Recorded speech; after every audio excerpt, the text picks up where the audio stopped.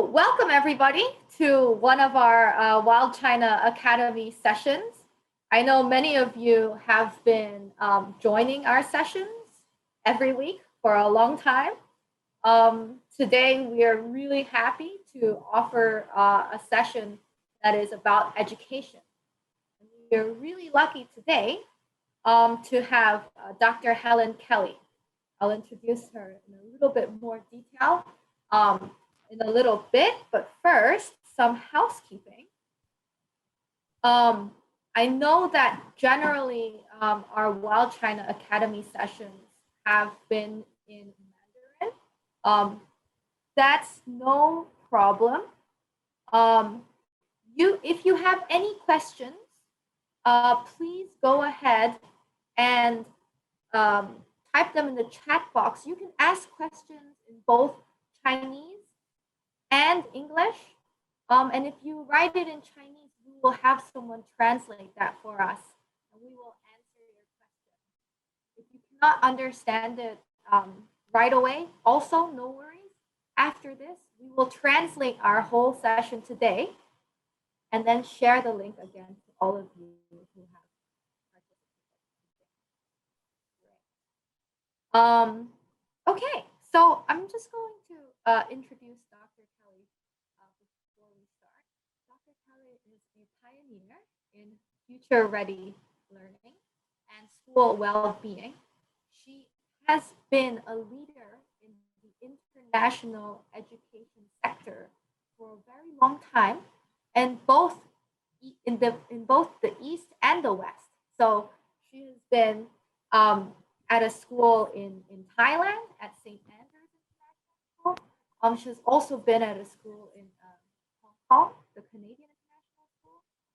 Yeah, so yes, so she has been in the Canadian International School in Hong Kong and also in the West at the Berlin International School. So she's really had a lot of experience across many different international school settings and is very knowledgeable, and is also, just from what I understand, super passionate about rethinking how we prepare our students, whether we are educators or parents, families, about how to prepare our students for the future and how to look after their well-being.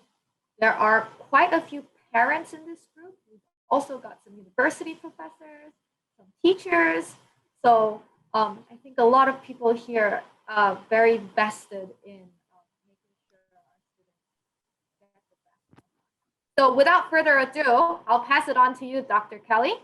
And if you could please just walk us through kind of first your background, and then we'd love to hear how you got so passionate about future-ready learning, what it is. Okay, well, thank you, Hannah, and thank you for inviting me.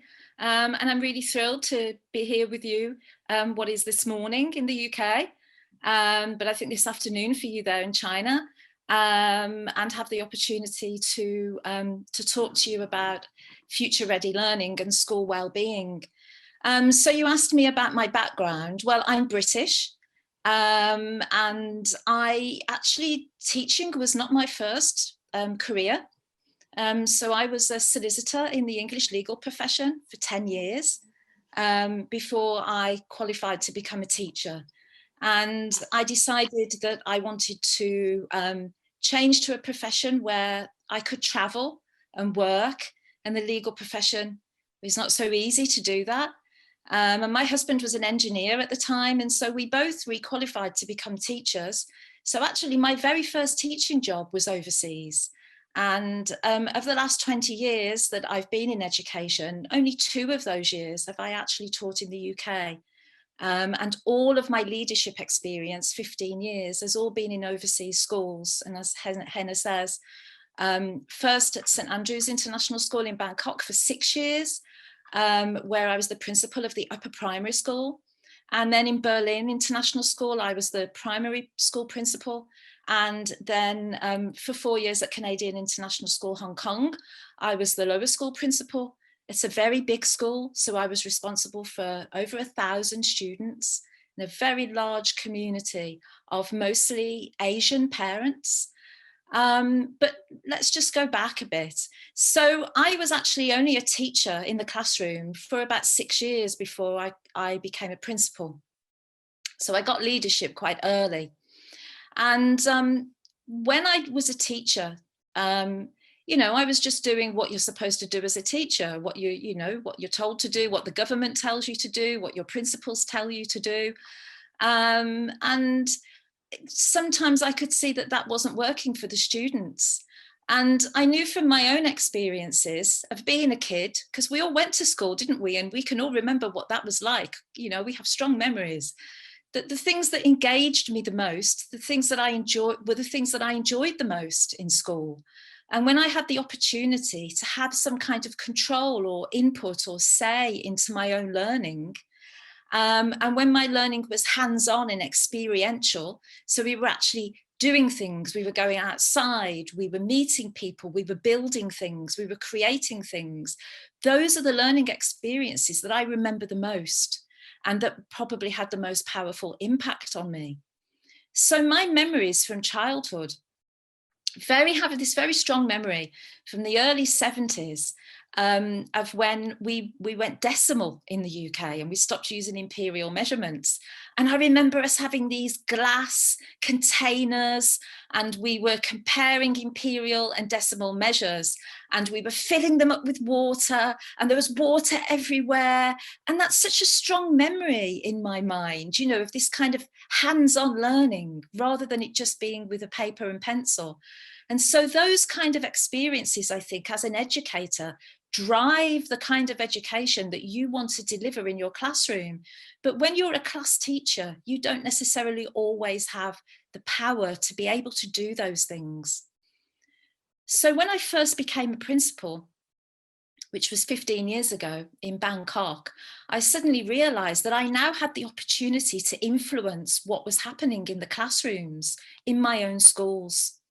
And that was hugely exciting. It's also a massive responsibility to get that right, because when you start introducing new things into a classroom, you are, you know, some parents are concerned that you're using their kids as guinea pigs and trying out untested methods.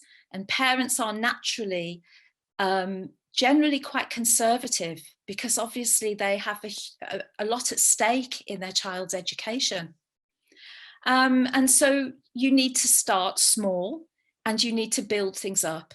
You need to make sure that you bring parents on board.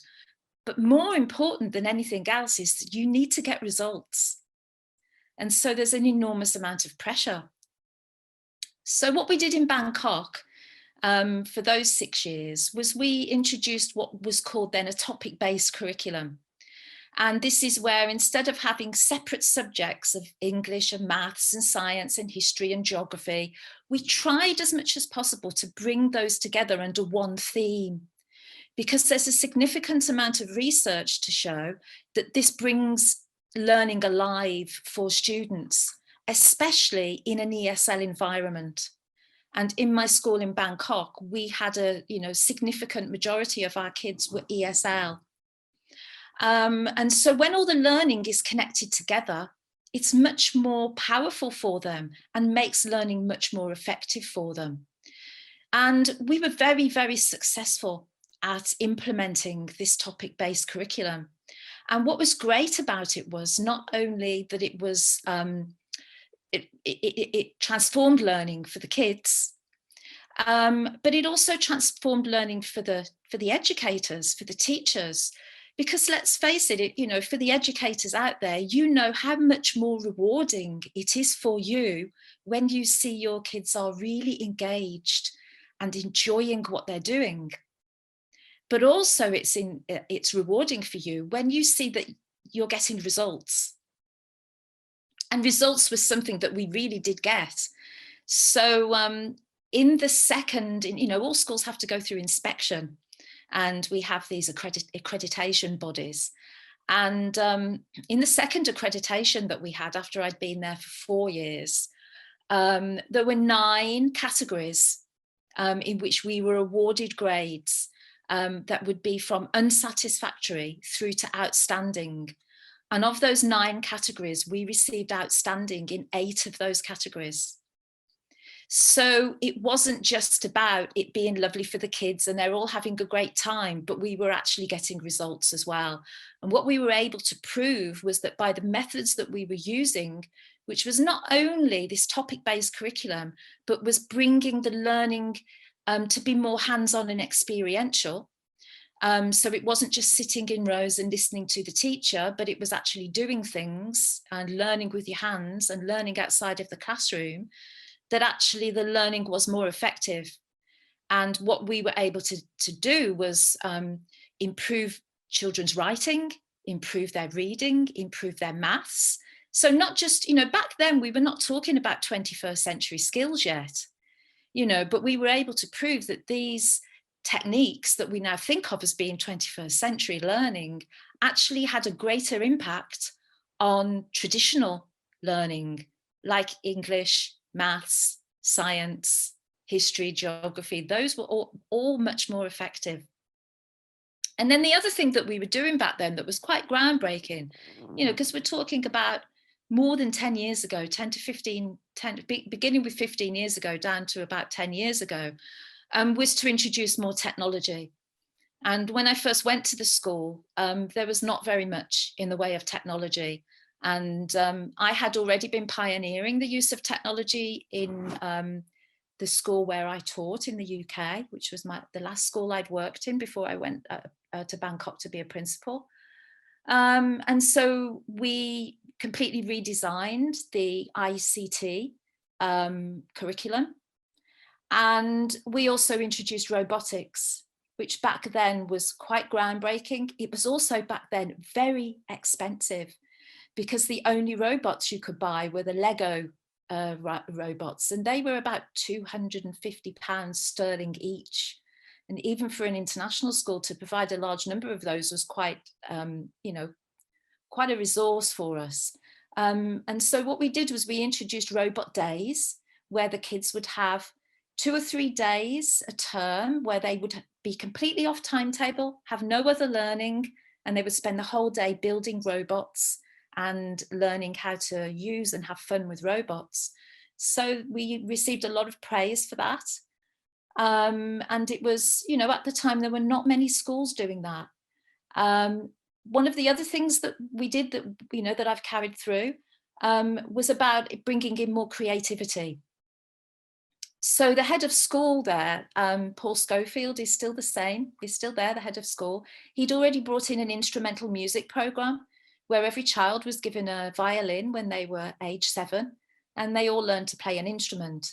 And so we already had committed ourselves to a level of the arts and creativity. But what I also introduced were these art weeks where we would go off timetable, go off schedule for a whole week, and the whole of the primary school would focus on a theme. And we would split the kids into mixed age. The kids got to choose, and they were all mixed up, different ages, to work on a project for a whole week. And in the first year, our theme was carnival. And at the end of that week, we actually had a huge carnival where we got to show what the kids had made. And the second year, it was Islamic art. And my group, for example, were making Moroccan slippers, and they learned how to do embroidery and all kinds of things. So there was, a lot of themes coming through there that I then carried on. So after I left St Andrews, I went to work at Berlin International School, and that was my first IB PYP school. Before that, I'd been in the British curriculum. And of course, the IB, for those of you who know about it, is already very progressive. It's been on the cutting edge of education since the late 1960s. And it's all built around transdisciplinary learning, which is a much more sophisticated version of the topic-based learning that I had introduced at St Andrews. But it's also inquiry-based learning.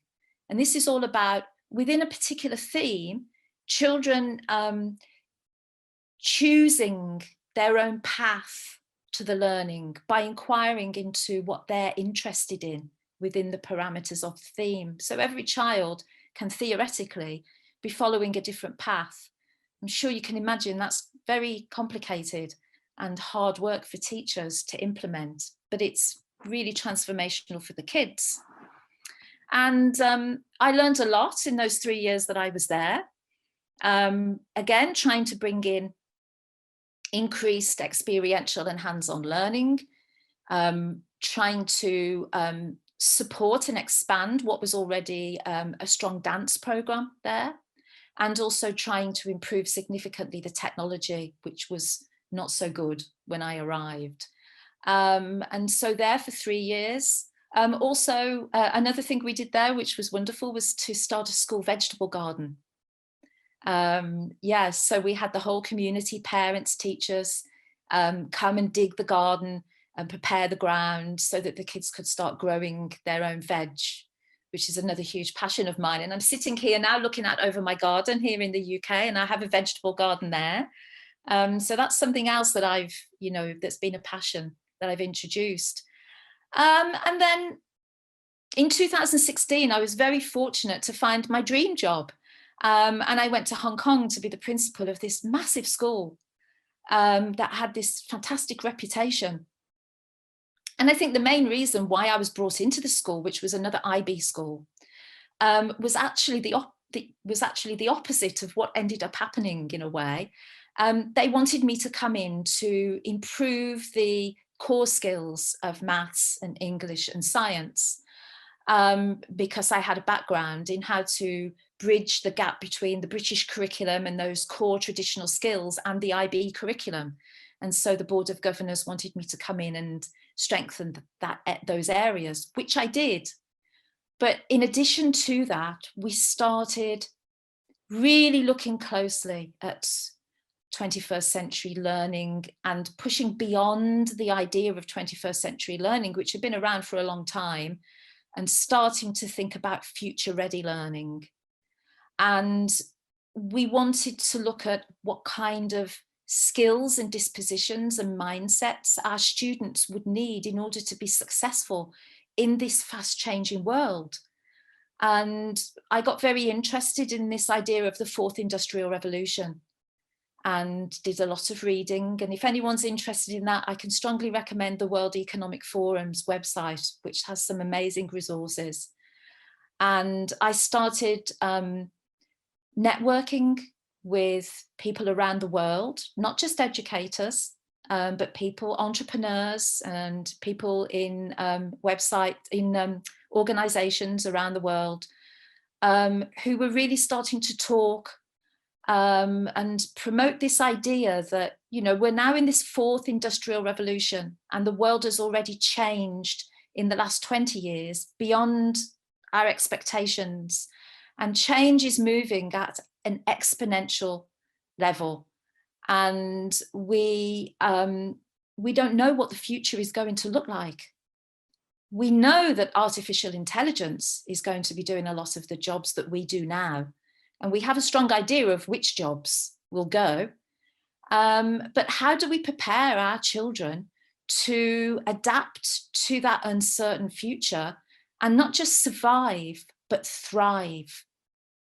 And then side by side with that, which is a bit of a dystopian kind of perspective of the future, isn't it? That the future is going to be all bad. And I'm not a believer in that. I'm an optimist. Is this idea of, if we can give our kids the right skills and dispositions and mindsets to be able to thrive in the future, can we make the world a better place? Surely we can use the technologies that we've had to solve the problems that we have now. The problems of climate change, for example, which is our biggest problem, inequality around the world, food shortages, water shortages.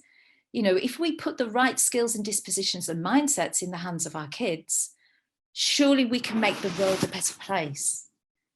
So we started looking more closely at what kinds of skills and dispositions and mindsets will our kids need in order to be able to make this happen. And that's a very long-term view. And I'm going to talk about parents in a minute and how they view things. But also there's a more short and medium term point to this as well, is that if we put the right skills and dispositions and mindsets in the hands of our kids, is it also going to give them an edge over other students? Not just in school, but when they get to apply to universities. And, you know, having worked in Asia for 10 years, I understand just how important the university applications process is to parents and how much they want to get their kids into the best universities, whether that be in China or in the US or the UK or Canada or Australia or Europe or wherever. They want their kids to have an edge. And what we wanted for our kids at CDNIS in Hong Kong was to give them what we called the X factor, where you don't just have great grades, because we know that there are hundreds of thousands of kids every year who are getting the top grades in their IB diploma or their A levels or their APs or whatever system it is that they're in.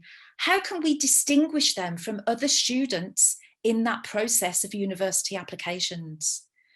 And what we discovered with our research and trying this out in school is that actually we can distinguish our kids in the university applications process, giving them that X factor with the same skills and dispositions and mindsets that will actually give them the edge and actually give them the skills to thrive and make the world a better place in 20 or 30 or 40 years down the line. So I'm sure you're all thinking now, well, what are those skills and dispositions and mindsets then? What do we actually need? And what we did was we took a model that actually comes from the World Economic Forum, and they call that model 21st century skills. But we changed that model to call it future ready learning. And that model comes in 3 parts. And I think what's important to impress upon you all at the beginning is that each of these 3 parts is equally important. So the first part of that is what we call the core skills, the foundational skills, those traditional skills that we've been educating our kids with ever since universal schooling began. So we're talking about literacy, whether that be in Mandarin, whether that be in English, or what other languages the kids are learning at school. They need to have strong skills in that. They also need to have strong mathematics skills. They need to have strong science skills. They also need to have those strong social studies or social science skills like history and geography, so that they understand what happened in the world in the past and we can learn lessons from that for the future.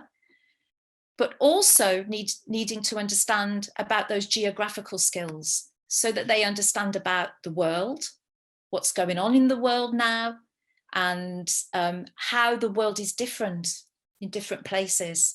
So those kinds of skills, in addition to skills of technology, are still important. We still need to keep doing those things. However, there are 2 other pillars of future ready learning that are just as important. The second pillar is what we call those 21st century skills, what some of you may have heard of described as the 4 C's. That's communication, collaboration, creativity, and critical thinking.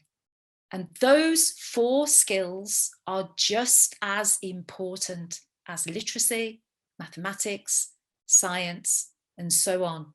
So finding opportunities in our classrooms for our kids to be creative. How we can find opportunities for our kids to use their critical thinking skills so that they are problem solving by drawing upon all of the information that they have. And also building their communication skills so that they're able to communicate in a range of media. Oral communication skills so that they can communicate face to face. Also their written communication skills, which tie in strongly with their literacy skills, so that they can write in a range of media writing now online is just as important as, who writes letters anymore, but being able to, write in many different ways, but also communicating through video, communicating through podcasting. All of these things are key, because there's no point in having knowledge and there's no point in having ideas if you can't communicate them to others. Excuse me, just have a sip. So what we've covered there are the two pillars. The first pillar, the foundational skills.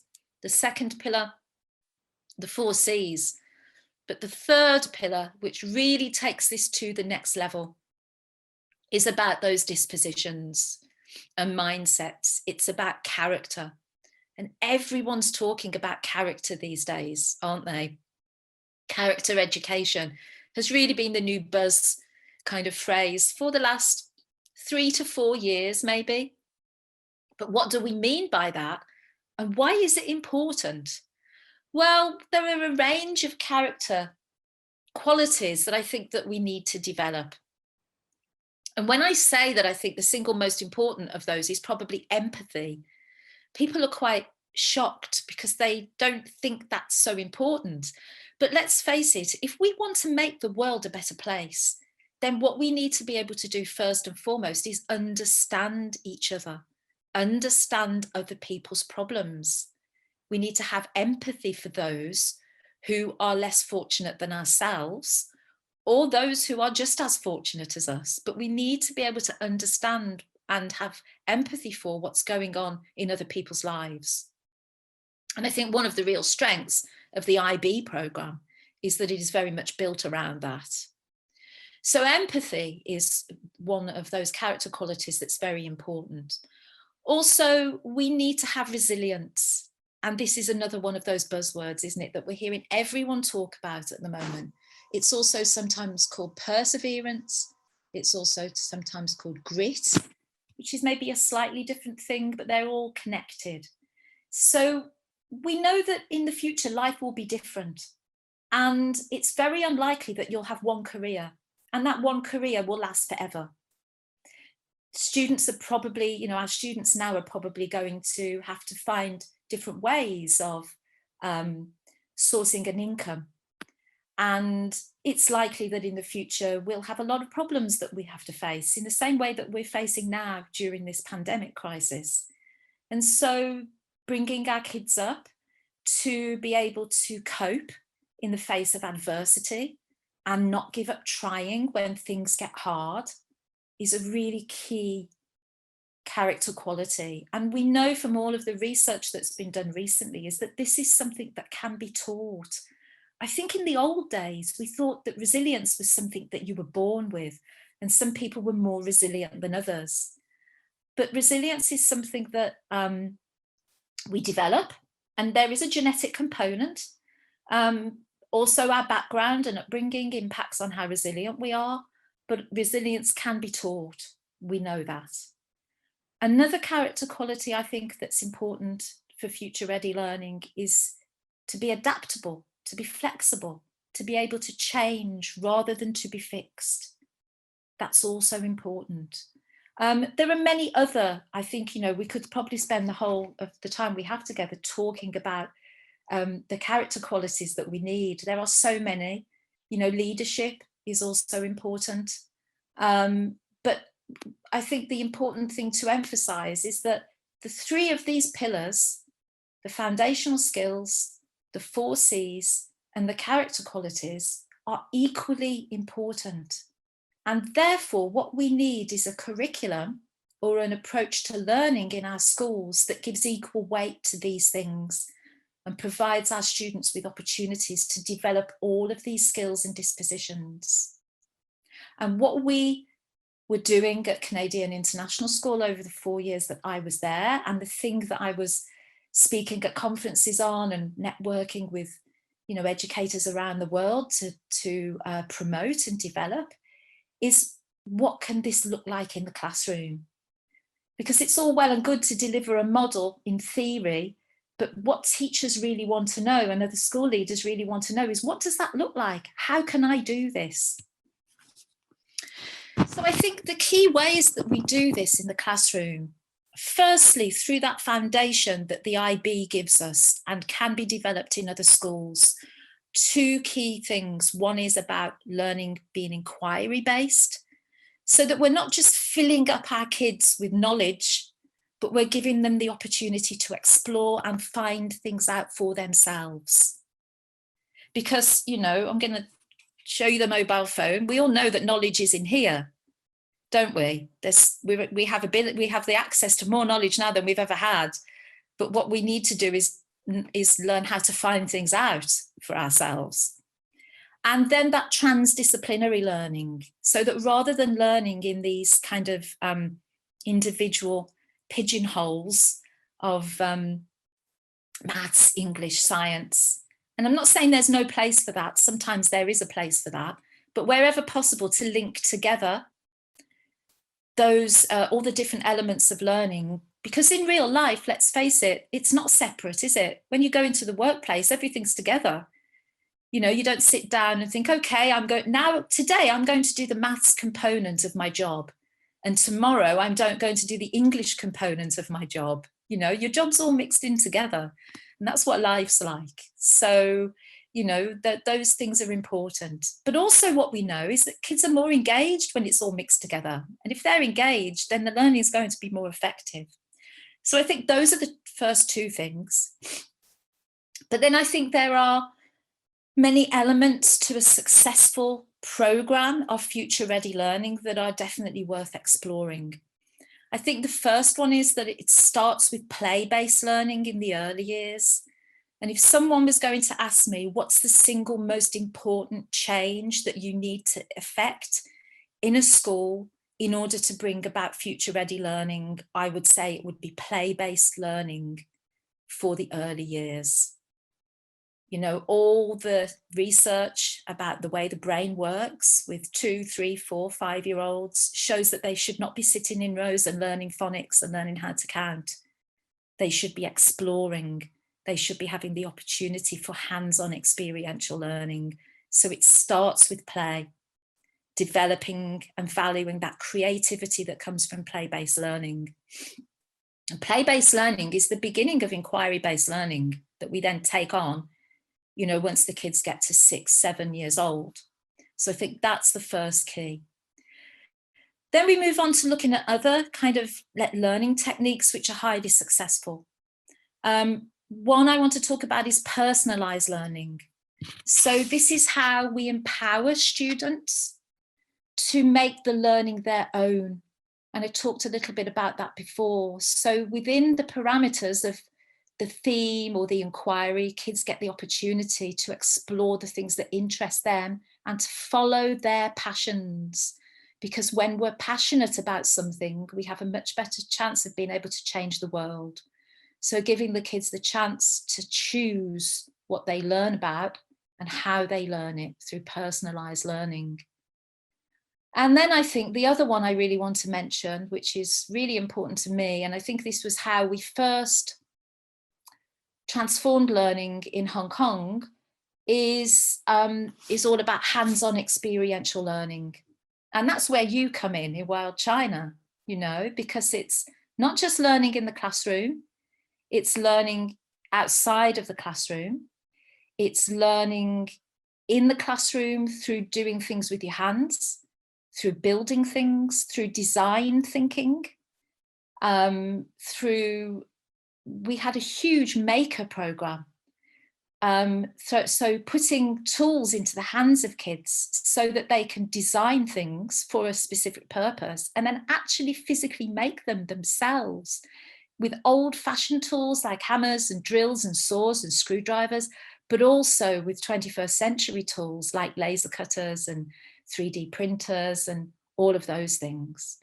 So kids actually are coming out of school with this massive range of skills, but they're also being able to use those skills to be, you know, to develop business ideas, to become entrepreneurs, to think about how they might develop ideas and invent things to solve real problems.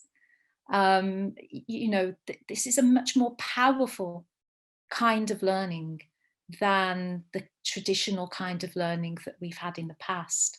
And so all of these things coming together are going to give our students an edge, not just in being successful students in school, but in the university admissions process, but then also when they go out into the big wide world, they have a better chance of being more successful.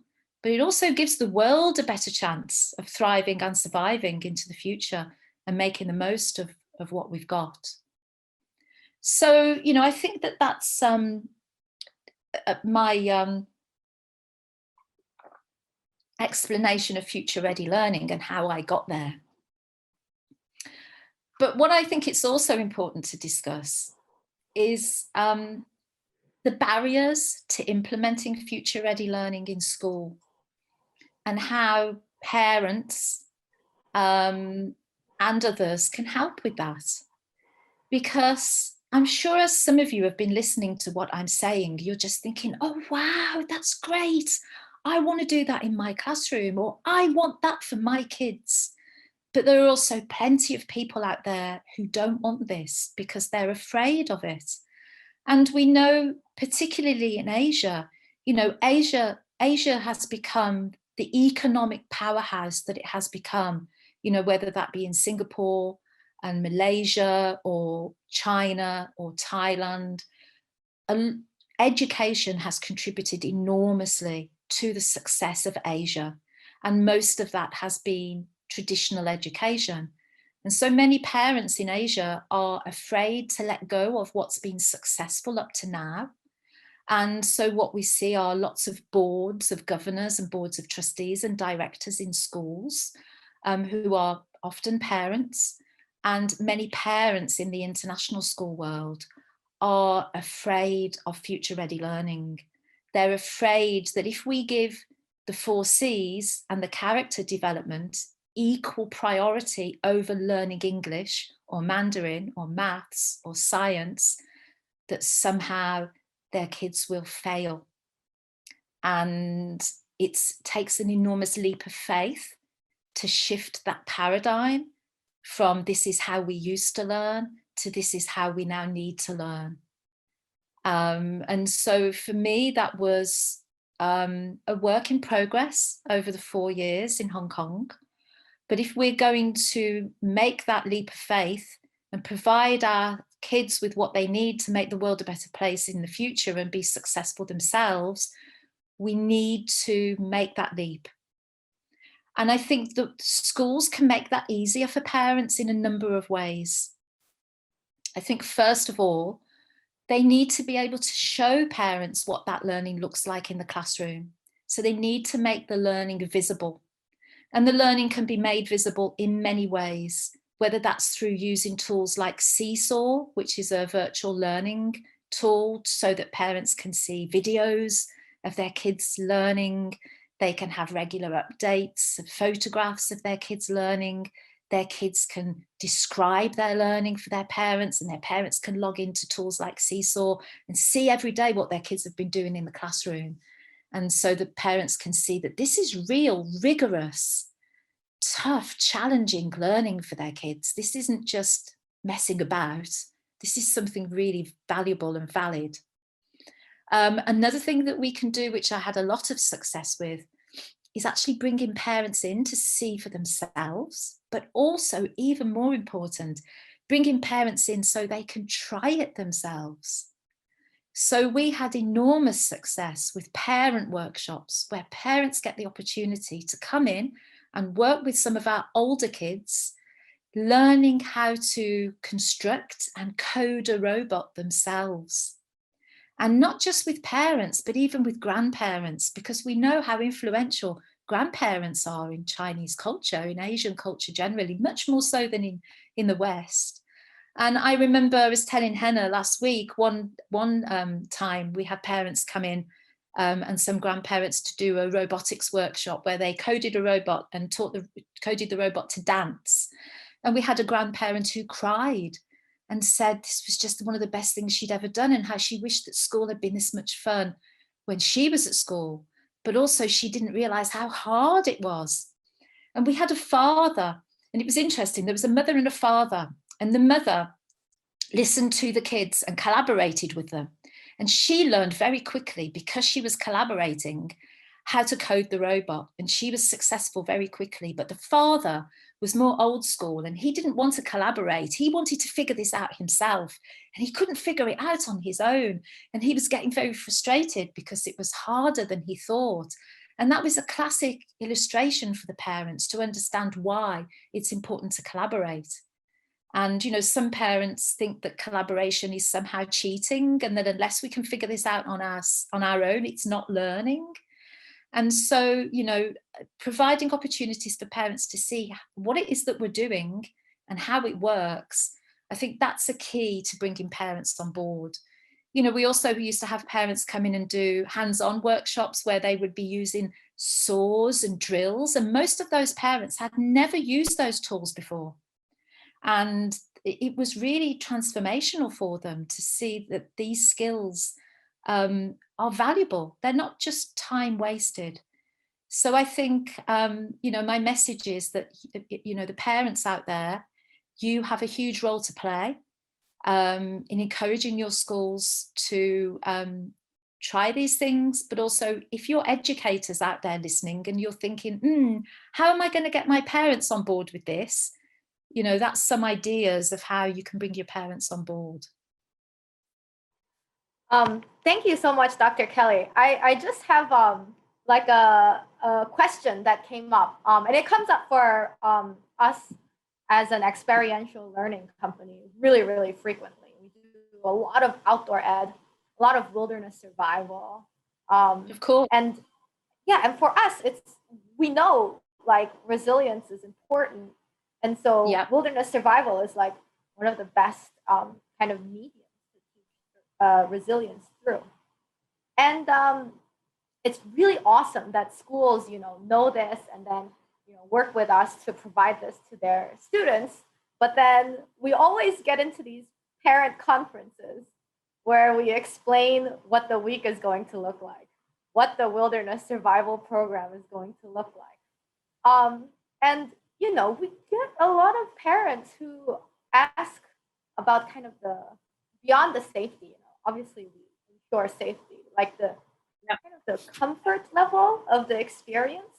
And it's and I guess it kind of bridges into, okay, so how can we let parents know, like in kind of very, very understandable, easy terms, how doing something like a hardship hike or a wilderness survival scenario will help their kid. And it's okay if they're not going to be comfortable and they have to use the facilities in a tent for a week or something like that.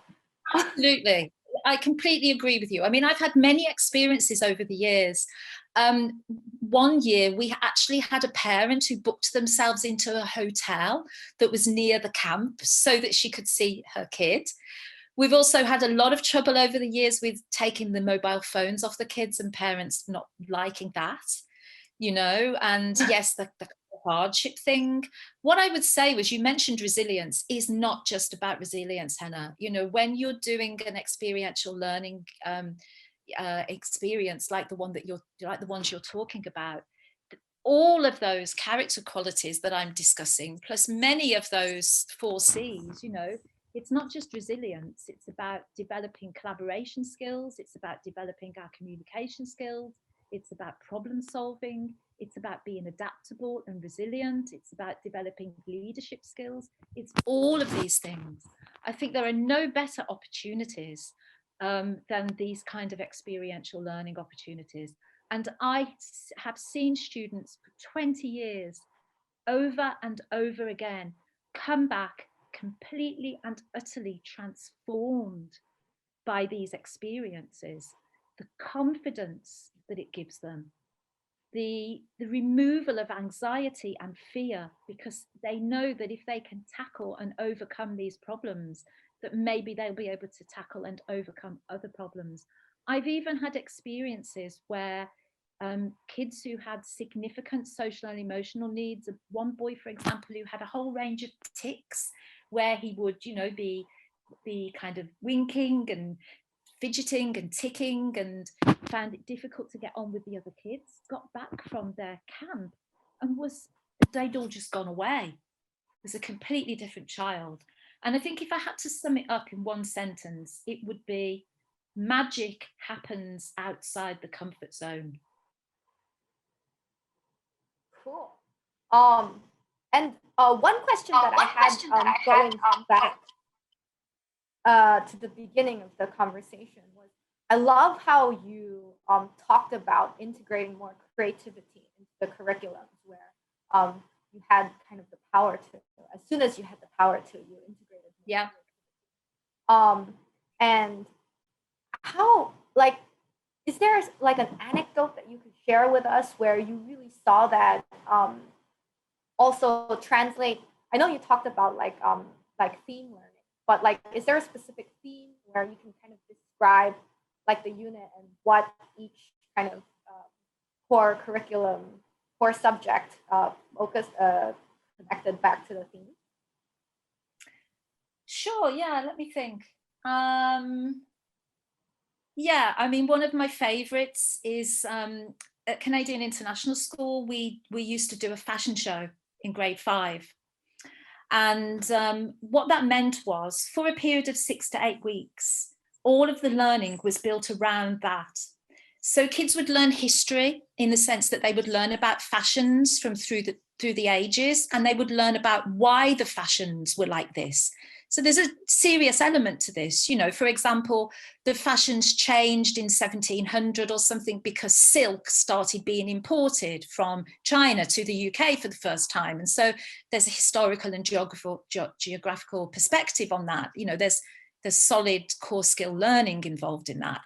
But then during that time, the kids would have the opportunity to design and create an outfit, which they would then model on the catwalk at the end of that period.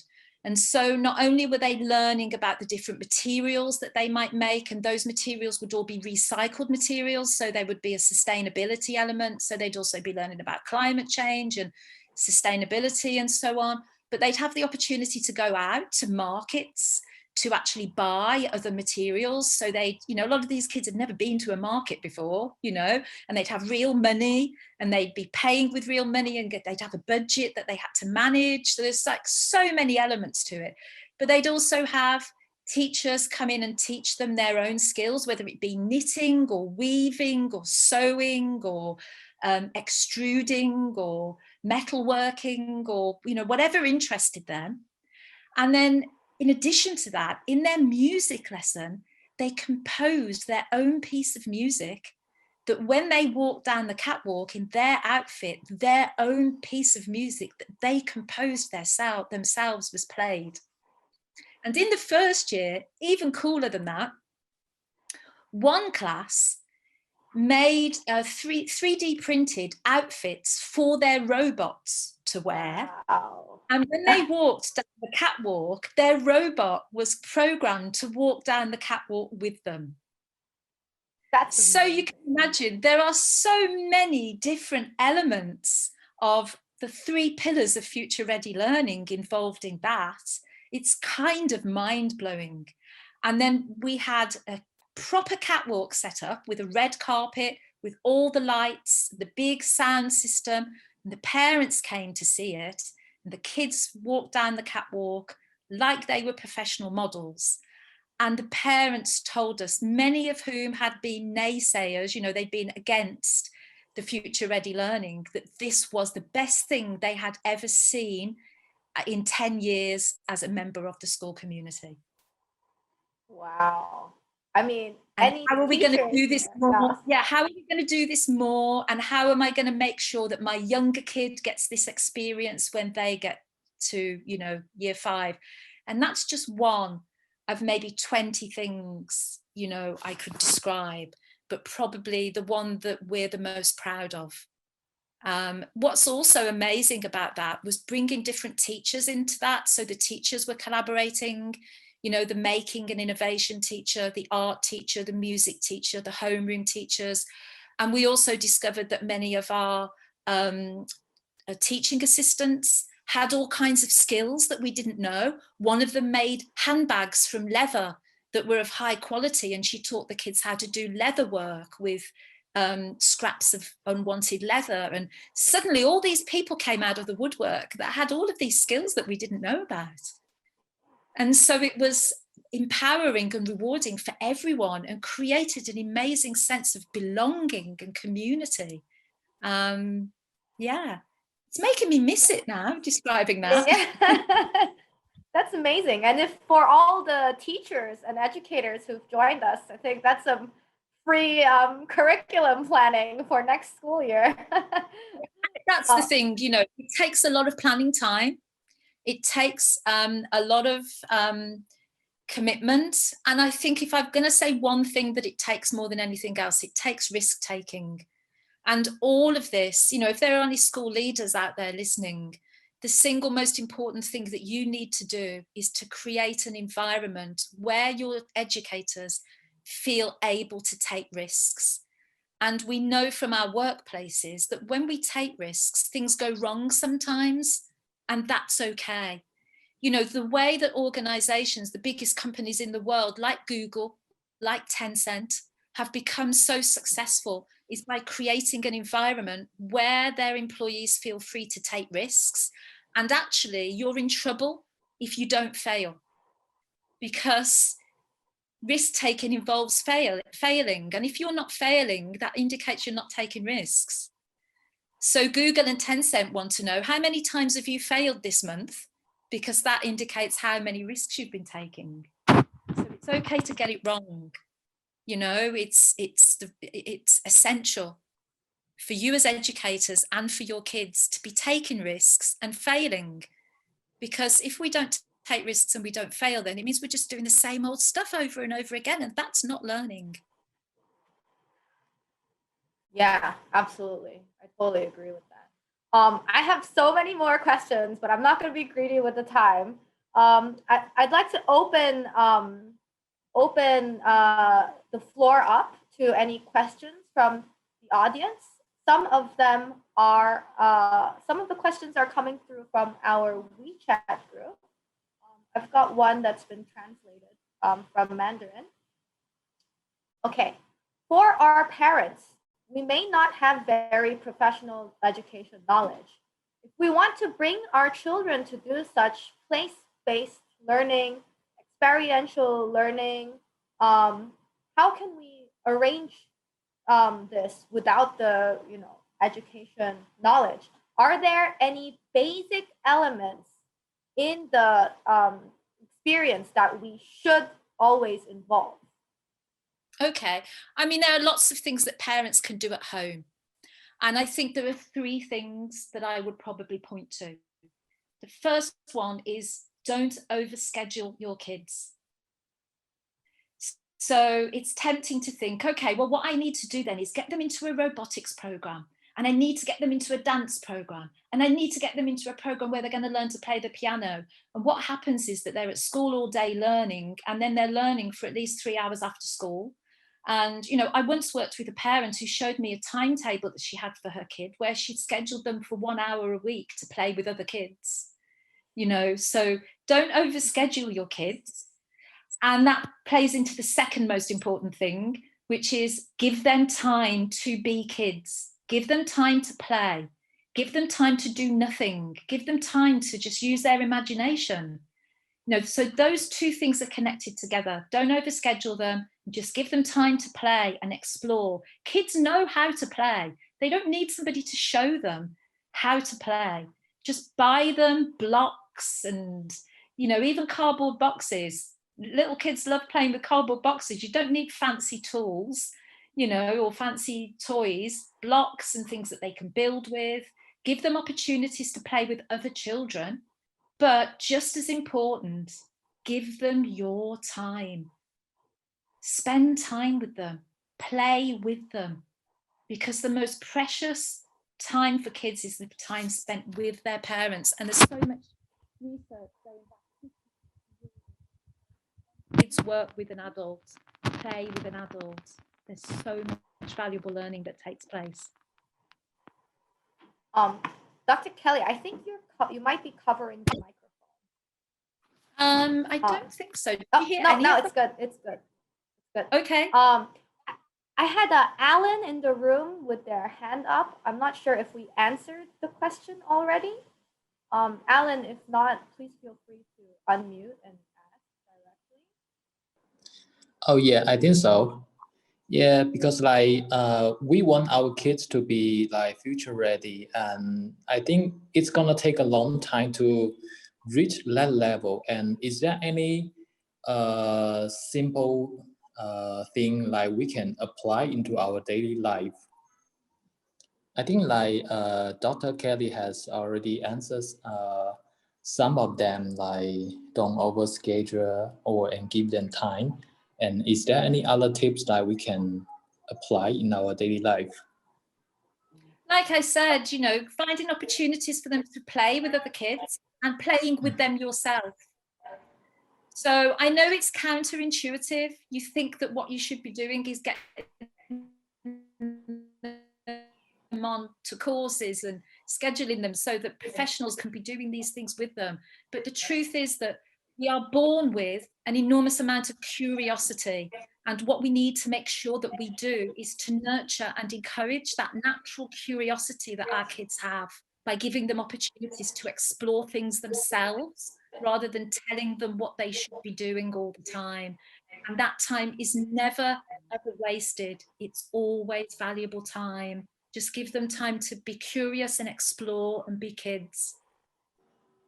Yeah. So that's time away from the PlayStation, time away from the computer, time away from the iPad, you know, time with hands-on, building blocks, you know, exploring in nature, doing physical things with you as a parent or with other kids, playing outside. If I know not everyone has the luxury of that in Asia, but if you have the opportunity to play outside, go to the beach, build sandcastles, you know, those are the kinds of things that kids need to explore and develop their curiosity. Yeah, thank you. Okay, welcome. We've got one question in the chat. What do you think about playing board games in the classroom? Do you have any experience with that? Well, it depends when and for what purpose. I think board games are great. Board games give us the opportunity to problem solve, and they give us opportunity to collaborate with others. It depends. There are a wide range of board games. It depends what they are. I mean, chess obviously builds an enormous amount of problem solving and strategic thinking. So, you know, but I think most board games are good. It just depends on how they're used and for what purpose. But generally speaking, I would say, yes, I do think board games is a good thing. However, if teachers are just giving kids board games because they don't want to think of something that's more interesting, then that's not a good thing, you know? Okay, we've got another question here. Bringing it into reality here. What is your opinion on electronic devices? She, a 13-year-old, is so into games and chatting recently. From Minghui. Yeah. Okay. Yeah, I mean, I do have strong feelings about this. I think that electronic devices are here, whether we like it or not. And I think that the best thing that we can do for our kids is to educate them about the importance of having balance in their lives. There may be a place for limiting screen time and limiting use of devices, but it's not the best way forward. The best way forward is to develop understanding in our kids as they get older of the fact that it's unhealthy for them to be on these devices for too long, and the pitfalls of our on-screen life, and how that can be damaging, so that by the time they're teenagers, they're making these choices and decisions for themselves. However, that doesn't always work, but I think that we can't just ban them from using electronic devices because they're here to stay. And so it's essential that we give our kids skills. However, and some parents might not like it when I say this, but I'm used to saying unpopular things to parents, you have to be role models. So if you're on your phone all the time, how can you expect your kid to be doing something different? So I think there needs to be time when all the family, as a whole family, put their devices away and do proper constructive face-to-face, hands-on things together.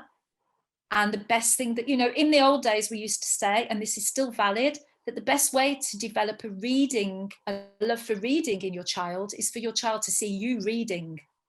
It's exactly the same with electronic devices. The best way to get your kids to put the device away is to put the device away yourself. Definitely, yes, it's definitely, I can tell, an unpopular opinion, but an effective one, I'm sure. Okay, we're a little over time, but I have one question from our WeChat group, our Bishan WeChat group that I would like to share. Is that okay with you, Dr. Kelly?